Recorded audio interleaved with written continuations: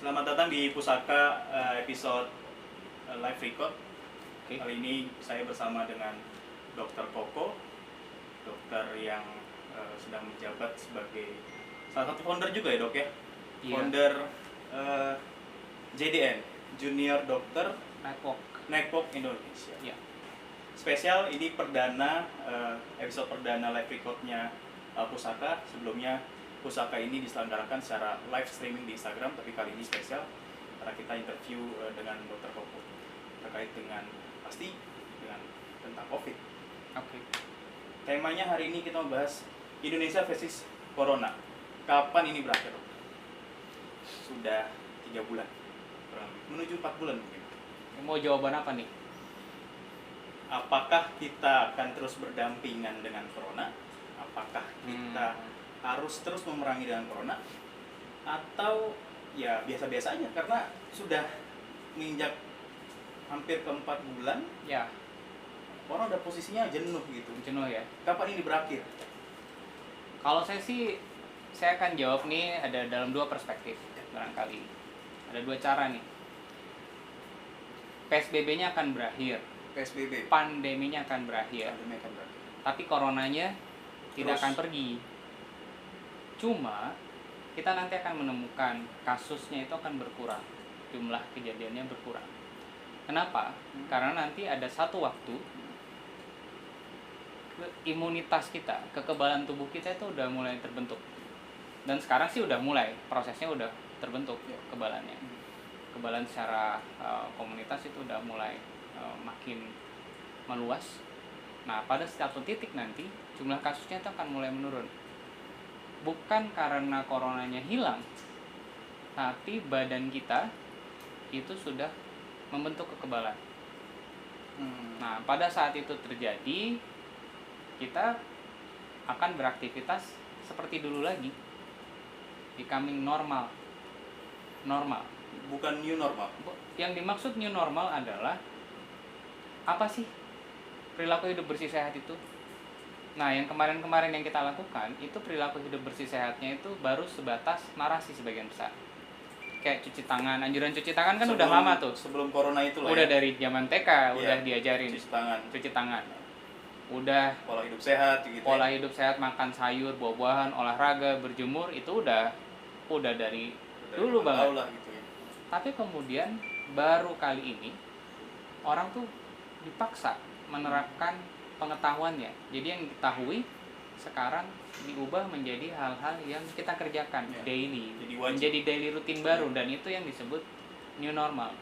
Sama dengan periode sebelumnya, kalau ada yang sakit, kan orang tuh tetap masuk sekolah, Ya. tetap masuk kerja gitu ya. Kalau dia bilang saya flu, batuk, itu sulit diterima, itu izinnya di kantor, izinnya di kuliahan, izin di sekolah. Apalagi pakai surat dokter yang beli. Nah, apalagi kalau dibeli ya. Tapi kali ini, nanti nih, kalau sudah ada yang menyatakan, saya lagi flu, lagi batuk pilek, nah itu berarti you stay at home sampai lu sembuh. Jangan sampai dia nularin ke teman-temannya. Dan itu memang semestinya begitu.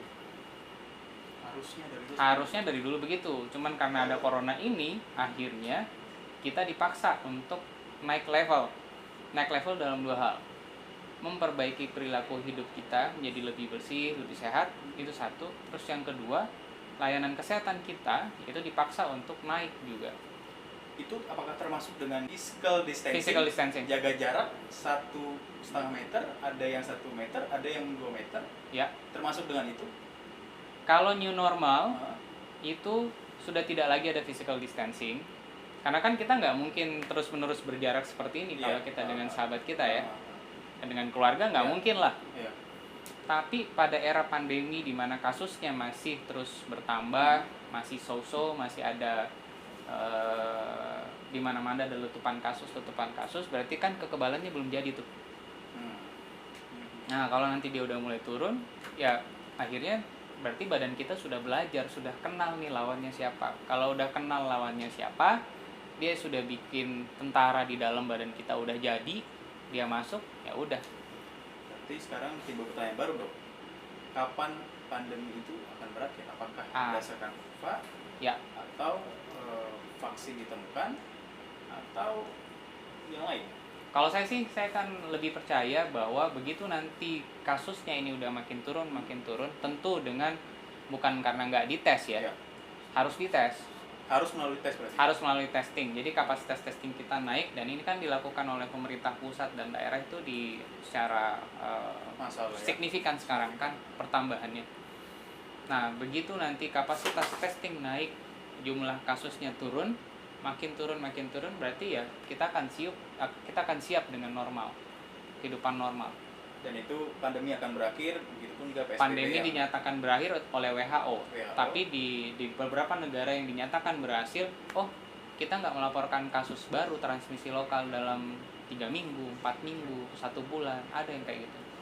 Artinya ya sekarang misalnya gini, di China itu kemarin baru melaporkan ada kasus baru. Ya. Artinya itu gelombang kedua. Selama ada kasus baru, jadi kemarin sempat berhenti katanya kan, ya. Sempat beberapa waktu, tapi kabar yang terbaru malah sekarang ada kasus positif yang baru, dan mereka dinyatakan lockdown lagi karena gelombang kedua. Ya. Nah, itu gimana kalau misalnya itu banyak orang yang masih sampai sekarang masih ngeyel lah gitu kan, karena ini kan dia yang dilakukan sekarang penyebarannya itu yang kita tahu, saya sebagai seorang orang awam itu dari manusia ke manusia gitu. Iya. Nah, ini mau lebaran kemarin pemerintah juga sempat galau ya, mudik apa enggak gitu. Akhirnya mudik tidak dilarang, tapi orang dihimbau tidak untuk mudik. Ya, namanya orang Indonesia, apalagi di Jakarta ini banyak pendatang gitu kan. Kalau dia tidak ada aktivitas di sini, jangankan pada saat lebaran atau Ramadan aja, kantornya libur 3 hari, dia pasti akan pulang kampung. Yes. Gitu kan, memanfaatkan waktu gitu kan. Yeah. Nah, ini sekarang ya memang serba salah gitu dok, ya banyak yang kena PHK, banyak yang dirumahkan tanpa gaji, banyak yang akhirnya work from home gitu, ya udah ngapain gue di Jakarta, bisa kerja di mana aja, akhirnya pulang gitu kan. Nah, terjadilah perpindahan orang di situ, migrasi, yang akhirnya virus itu makin banyak. Tercatat di tanggal 21 Mei itu menurut saya sampai saat ini tertinggi, 900 something, hampir 1000 kasus positif terbaru. Itu gimana tuh? Artinya kan ini emang benar-benar virus ini menyebar ini karena manusia, human to human, bukan animal to human kan. Jadi memang harus benar-benar harus stay at home dulu. Itu tuh gimana tuh? Jadi gini, saya masih ingat pertama kali saya diwawancara sama stasiun televisi itu di sekitar awal Maret. Waktu itu saya sudah kirim kode sebenarnya, kirim isyarat. Ini kira-kira kita kan bagaimana sih, karena belajar dari pandemi-pandemi sebelumnya, belajar dari wabah, epidemi yang terjadi di beberapa tahun yang lalu. Waktu itu saya cuma bisa bilang begini, saya nggak tahu ini kisahnya akan seperti apa. Kita belum tahu in March ya, belum tahu karakter virusnya, belum punya sequencing genom, belum tahu nih mau diobatin kayak apa. Maret 2020 ya? Ya, itu baru diumumkan Pak Jokowi waktu itu. Ya, di Indonesia ya. Nah, kira-kira 2-3 hari setelahnya terjadi mulai orang tuh panik buying, mulai apa segala macam. Akhirnya mulai diwawancara kalau nggak salah sama Mbak Balkis waktu itu. Nah, pesan saya di ujung adalah karena kita belum tahu ini kita lawannya siapa, maka target kita adalah memastikan semua orang yang sakit itu bisa terlayani oleh rumah sakit kita. Sakit apapun kalau gitu. Terutama corona. Berarti kita mesti tahu kapasitas rumah sakit. Ya. Berapa bed ICU, berapa ventilator, berapa ruang isolasi, berapa ruang perawatan paru, termasuk tenaga medisnya. Termasuk dokter, perawat, dan supporting system kita yang lain. Obat-obatan, ventilator, alat, dan apa saja yang diperlukan untuk melayani. Dengan hitungan seperti itu, maka kita mesti melakukan pengetatan. Bikin kurvanya selandai mungkin. Itu belum ada kurva bahkan. Tapi kan kita secara epidemiolog udah pernah dipelajarin di kisah-kisah wabah yang lalu. Karena satu waktu kasusnya akan meningkat. Ya. Nah, kalau dia meningkat terlalu cepat, vaskes akan overwhelm. Overwhelm ini akhirnya semua orang akan bisa kejadian kayak di beberapa negara Eropa pada saat mereka kebanjiran pasien, dia nggak bisa melayani semuanya. Akhirnya dia memilih mana yang ditolong. Itu yang terjadi seperti di Italia gitu. Ya, sekarang dia udah mulai pulih. Ya, negara-negara itu udah mulai pulih, tapi dia udah melewati fase di mana tenaga medisnya kewalahan, vaskesnya ini nggak bisa nampung, akhirnya dipilih mana yang mau ditolong. Nah, saya nggak mau kejadian kayak gitu di Indonesia, maka message yang gue kirim waktu itu adalah bikin kurvanya selandai mungkin, apapun caranya. Nah, ternyata pemerintah nangkap itu, mereka ini kemudian mengeluarkan opsi-opsi ya, mulai dari lockdown, karantina, sampai sekarang yang dijalankan adalah PSBB.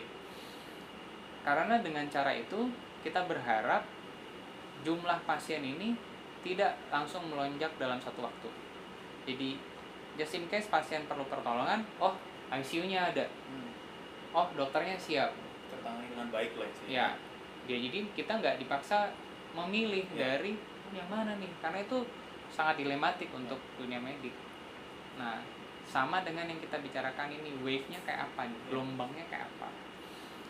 Kalau hitungan saya sih di Indonesia, first wave itu di beberapa kota itu udah kayak di Jakarta, mungkin first wave udah selesai.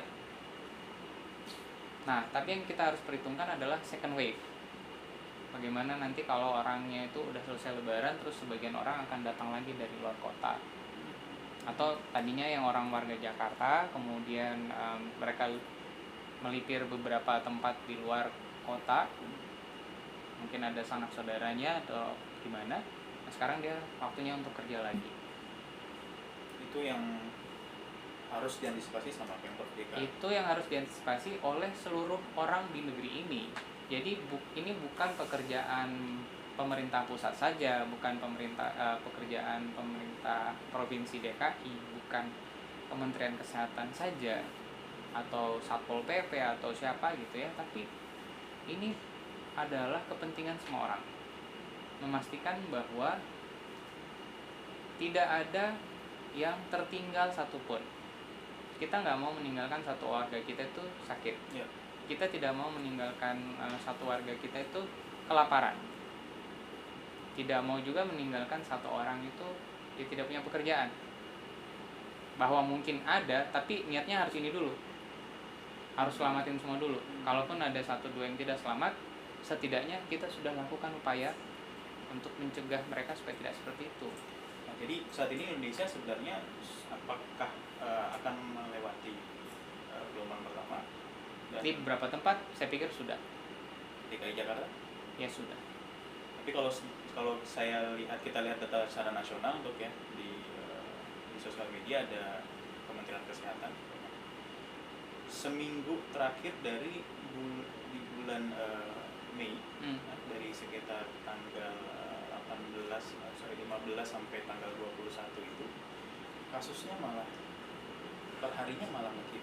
Karena kapasitas testing kita makin meningkat. Ini pendapat pribadi saya. Tapi misal nih, bukan karena banyaknya migrasi, bukan karena mendekati lebaran orang jadi jadi banyak yang keluar kota, bukan karena jadi waktu Gubernur Anies itu mengumumkan mudah-mudahan kita masuki babak akhir dan kurvanya di DKI menurun, sehari setelah itu besoknya itu aktivitasnya jadi makin padat, jalannya jadi makin bukan karena itu atau ya. Jadi gini, uniknya lagi-lagi Indonesia tuh masyarakatnya tuh kita sulit untuk memprediksi karena faktor pengalinya ini banyak banget. Faktor apa? Faktor pengali. Faktor pengali. Anggaplah yang tadi itu arus manusianya gimana tuh, kepatuhan penduduk kan segmennya tuh beda-beda, mulai dari yang mereka kelas menengah ke atas, mungkin kalau kita minta mereka stay at home, mereka benar-benar stay at home.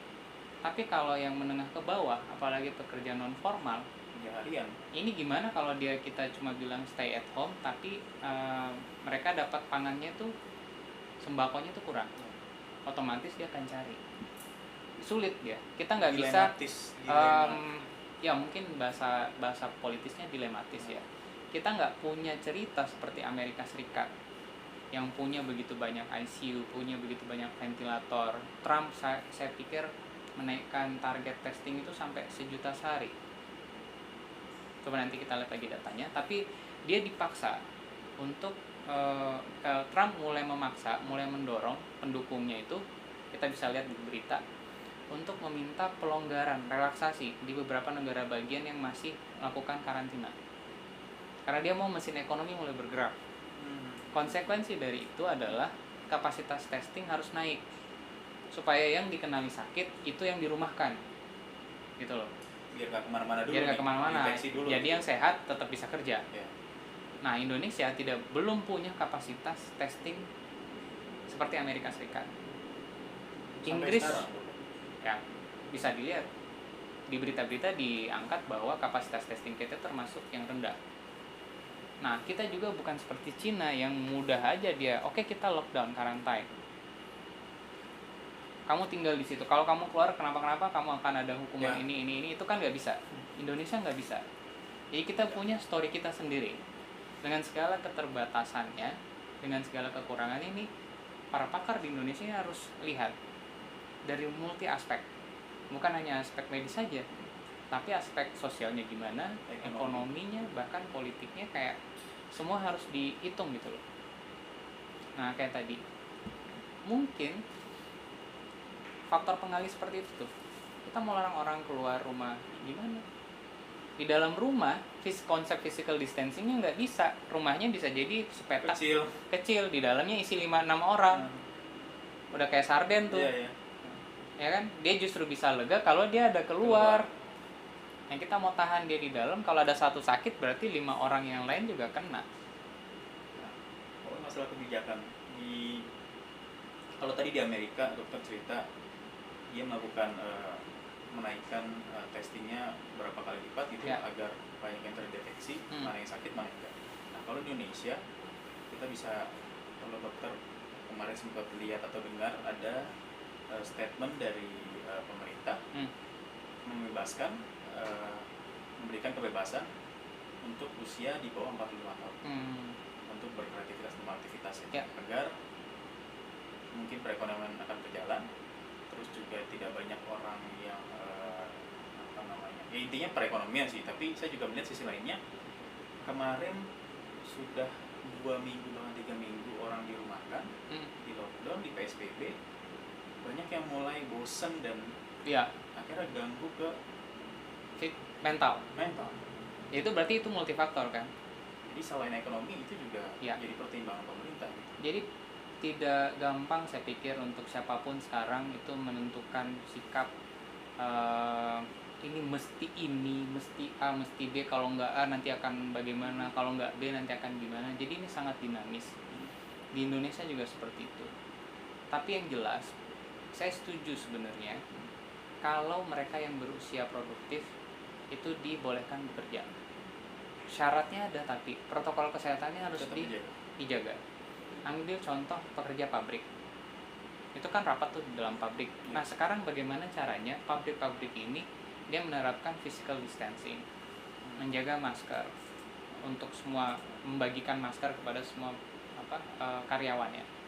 Ada tempat buat mereka cuci tangan, ganti baju kerja, hal-hal semacam itu tuh. Karena itu masa pandemik ya, jadi kemarin dikhawatirin kayak saya gini. Waktu bulan Maret, pertengahan bulan Maret dong, saya masih bekerja. Saya bekerja di bidang pariwisata, di restoran dan musik bar. Saya masih bekerja pada waktu itu. Memang pengunjung berkurang.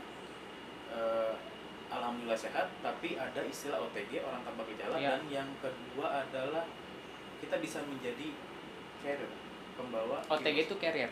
OTG itu carrier. Nah, saya sempat ngungsi dalam tanda kutip 3 hari kerja, pulang sehari, pulang sampai rumah, ganti baju, bawa baju bersih, balik lagi.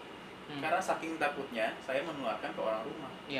Nah, gimana kalau misalnya yang tadi ada statement dari pemerintah di bawah 45 tahun boleh beraktivitas, sementara kan dia juga bisa menjadi carer buat orang rumahnya, apalagi kalau misalnya di rumah orang tuanya sudah rentan, apalagi punya penyakit khusus. Nah, kalau kenapa gue setuju 45 itu kerja, tapi lagi-lagi dengan protokol kesehatan yang diterapkan. PHBS-nya jalan, di rumah PHBS-nya jalan, jadi ada barrier di mana mereka yang populasi rentan tidak bertemu dengan populasi yang kurang rentan. Ambil contoh yang sehat nih, yang produktif kan kerja. Orang tua atau siapa yang sakit di rumah itu kamarnya beda. Berarti bisa dipakai pada settingan seperti itu. Mereka nggak kontak, nggak kontak erat kan, tetap satu rumah, tapi dia tidak ketemu. Jaga jarak juga. Jaga jaraknya dapat gitu loh. Itu kalau rumahnya gede dong. Hah? Kalau rumahnya yang sepetak Nah, gimana? yang repot itu yang rumah sepetak. Berarti ini tadi nggak bisa nggak harus kerja lintas sektor. Mungkin dari perumahan mendesain gimana sih orang bisa merubah rumah dia yang kecil itu. Nah ini tantangannya di situ kan.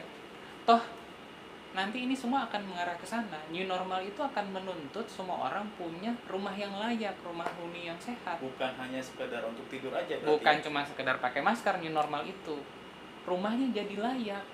Ya, rumahnya jadi bukan hanya sekedar untuk tidur aja. Bukan. Pencahayaannya, sirkulasi udaranya, that's we call it new normal. Jadi bukan cuma orang tuh pakai masker, cuci tangan atau jaga jarak. Iya. Tapi dia juga sistemnya mendukung itu loh. Sistem di tempat kerjanya juga mendukung. Karena kita tidak cuma bicara soal corona saja. Siapa yang bisa jamin nggak akan ada wabah berikut? Wabah baru. Ya kan? Nah kalau ada terjadi wabah yang baru nanti, ya semoga tidak. Protokol yang dipakai tetap sama. Jangan mepet-mepetan.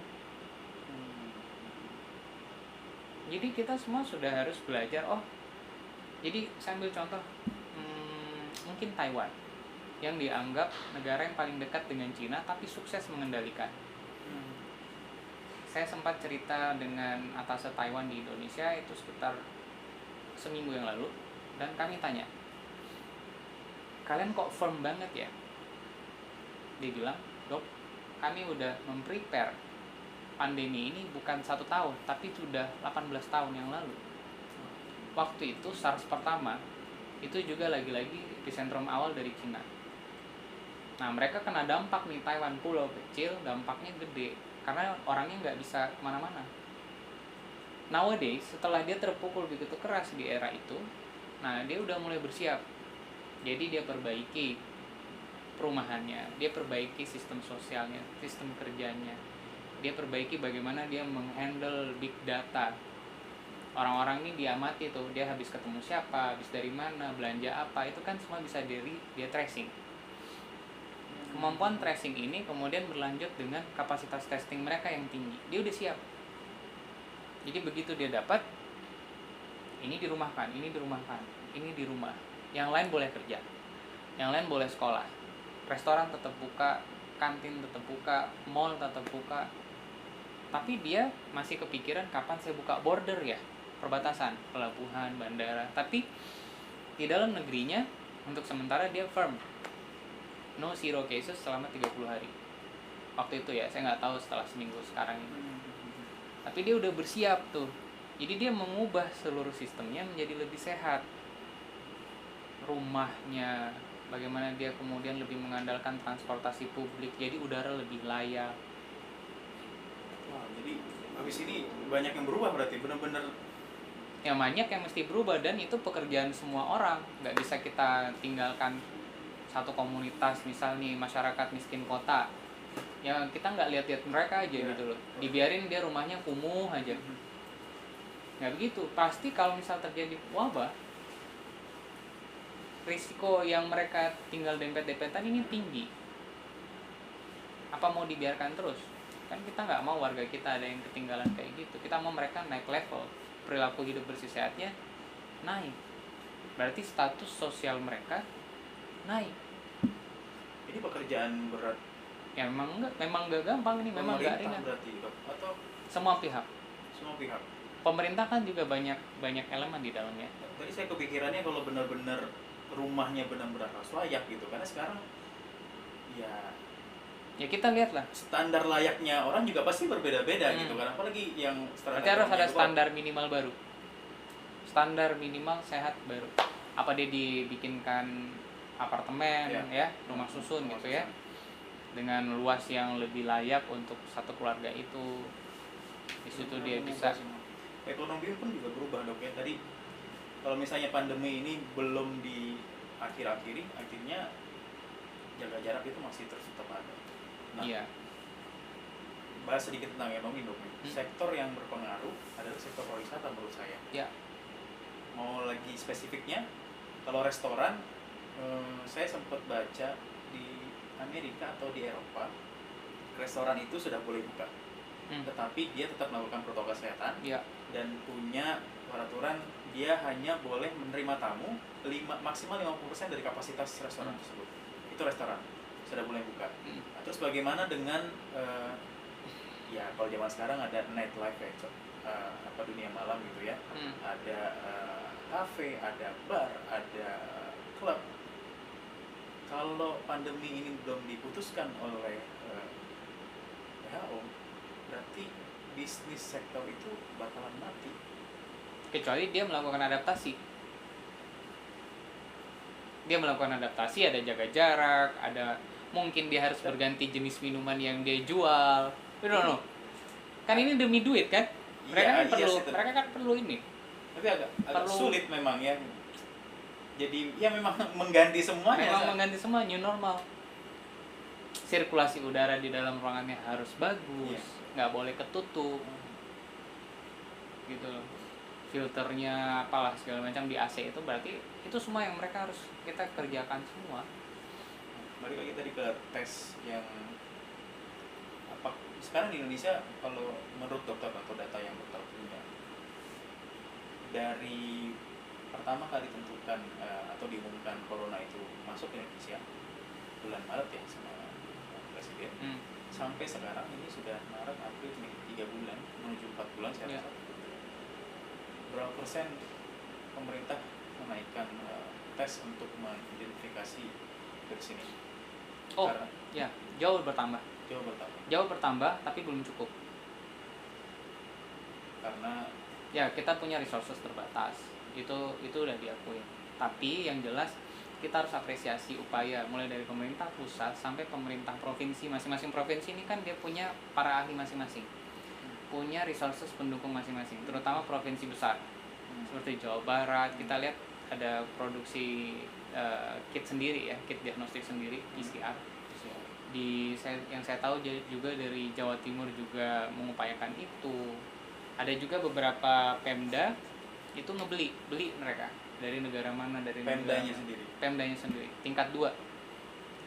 Tingkat 2 kabupaten kota. Jadi yang beli sendiri. Jadi ya new normalnya adalah semua orang menjadi lebih peduli kesehatan gitu loh, menjadi lebih prioritas. Karena kalau lu nggak sehat lu nggak bisa kerja kan gitu ya. Berarti dia tuh kan ada juga info kemarin saya baca, yang diserang itu penyakitnya dong. Jadi yang ada dalam tubuh manusia, virusnya itu menyerang. Kayak misalnya ada si A punya kolesterol atau A punya gula. Iya. Bener nggak itu maksudnya?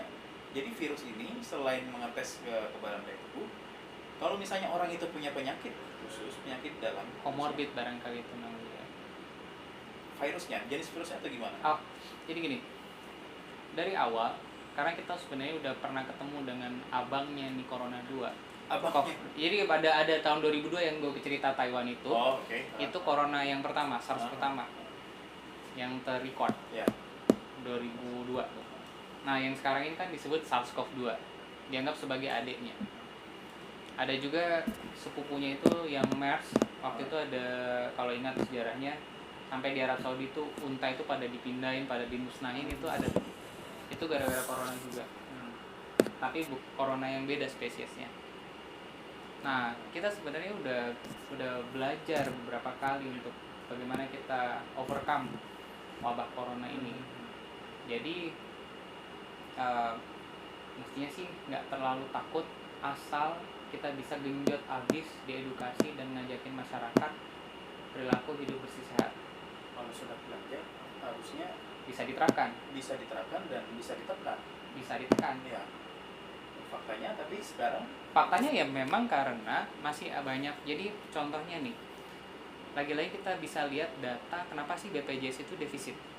Nah itu ada 10 penyakit kronis itu, cancer, stroke, jantung, diabetes, sampai 10 tuh ke bawah.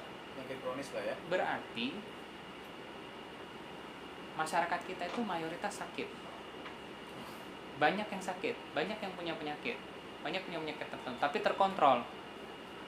Ya, dia punya, gue juga punya. karena ada obat-obatan, ada apa kan, terkontrol dia dengan obat, terkontrol dia dengan makanan.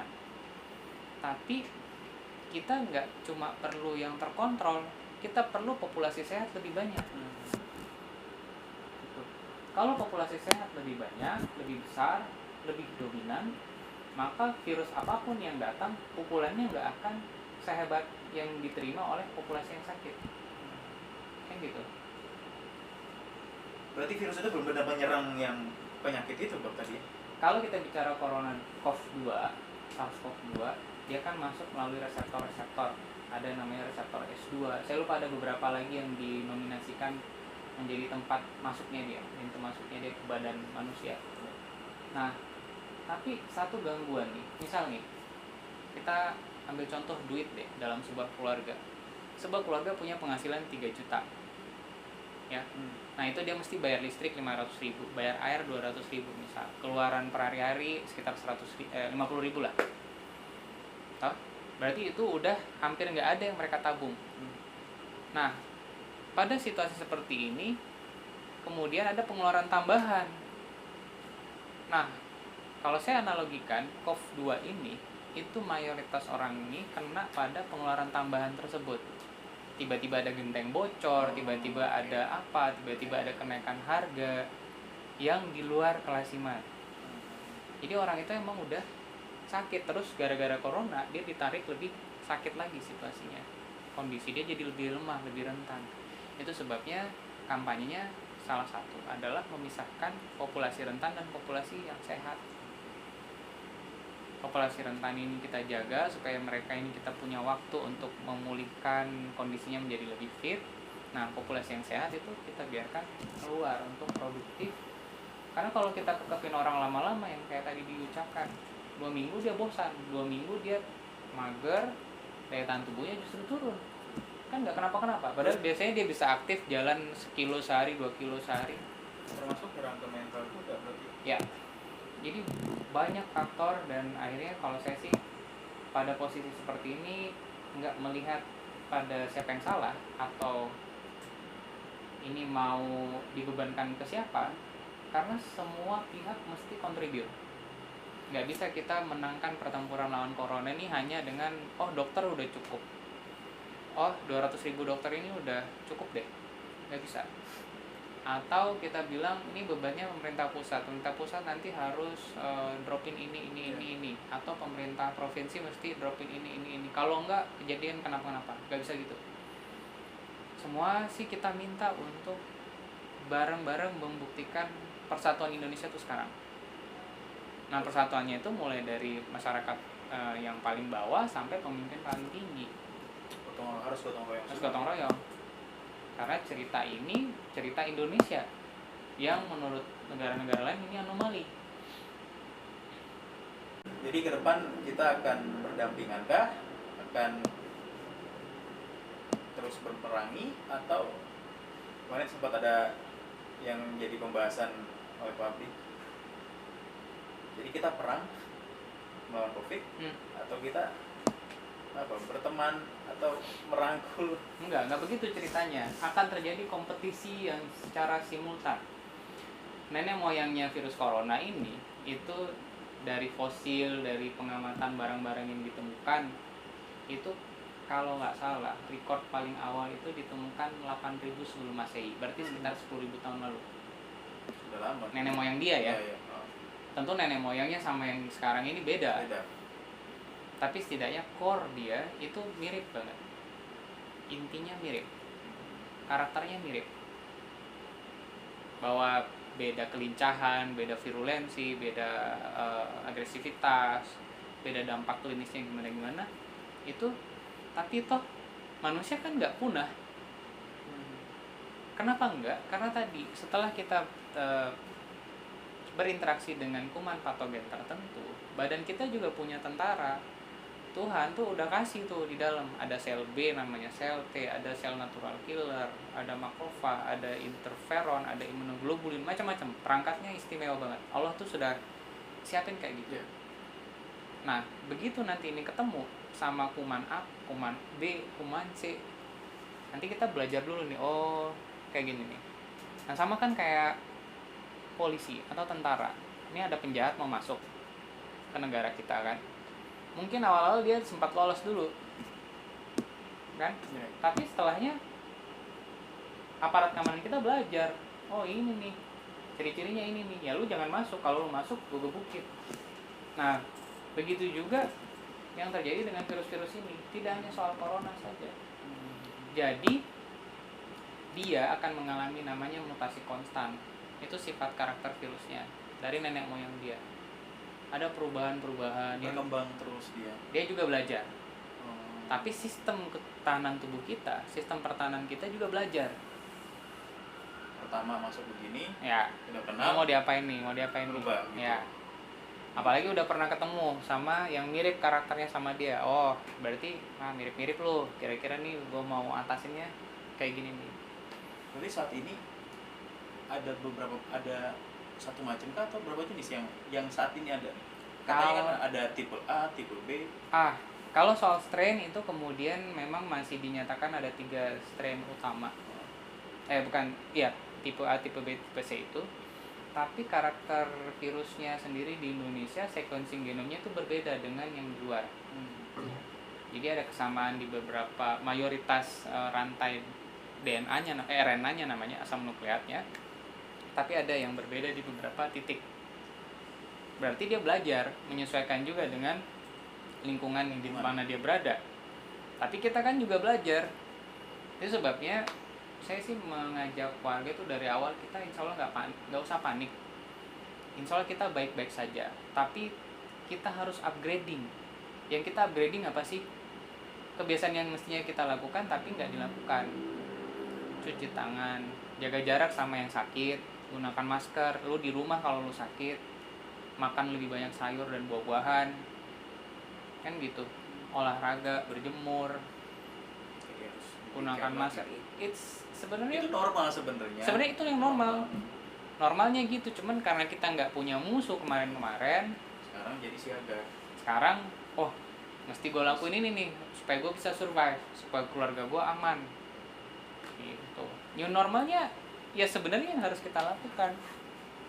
Jadi no panic, tapi kita mesti tetap waspada. Karena kalau kita nggak waspada, ya yang saya takutkan yang tadi, tiba-tiba vaskes itu overwhelmed dengan pasien yang masuk, akhirnya kita nggak mau dong memilih, yang ini nggak usah, yang ini aja yang kita tolong. Kita nggak mau. Sedikit tentang rapid test tuh dengan swab test. Sempat jadi kontroversi juga bahwa itu, saya melihatnya sebagai seorang orang awam, pemerintah Indonesia juga sempat mungkin panik ya, akhirnya dia memilih rapid test ketimbang swab test atau PCR. Nah sekarang jadi kontroversi, tapi saya masih melihat rapid test itu masih tetap dilakukan. Ya, padahal itu hanya mengukur kekebalan dari tubuh. Ya. Betul. Atau rapid test ini dia mengukur antibody namanya. Antibody. Jadi kalau seseorang sudah terpapar, dia akan membentuk antibody yang tadi dari imunoglobulin itu. Dia akan mulai dibentuk. Nah, nanti itu yang akan terukur di rapid test. Kalau swab test atau PCR? Kalau swab test itu mengukur antigen. Antigen ini virusnya. Langsung ke virusnya? Ya. Jadi dia nggak mencari respon tubuhnya, tapi mencari si virusnya. Makanya validitas pemeriksaan ini hasilnya berbeda. Yang satu ini melihat respon antibody. Kalau yang satunya ini mencari virusnya, kan beda tuh. Satu mencari asap, ya. Satunya nyari apinya. Itu berbeda. Tapi kalau nggak dilakukan tes rapid, langsung ke swab test sama PCR? Bisa. Bagus dong berarti kan? Bisa, cuma lagi-lagi yang mana sih yang kita punya? Kan kalau bicara ideal pasti semua langsung harus di swab. Cuma kita punya terbatas. Kita punya terbatas. Nah, yang datang lebih dulu adalah yang rapid. Jadi kita fungsikan itu sebagai screening untuk mengenali, dengan protokol-protokol tertentu.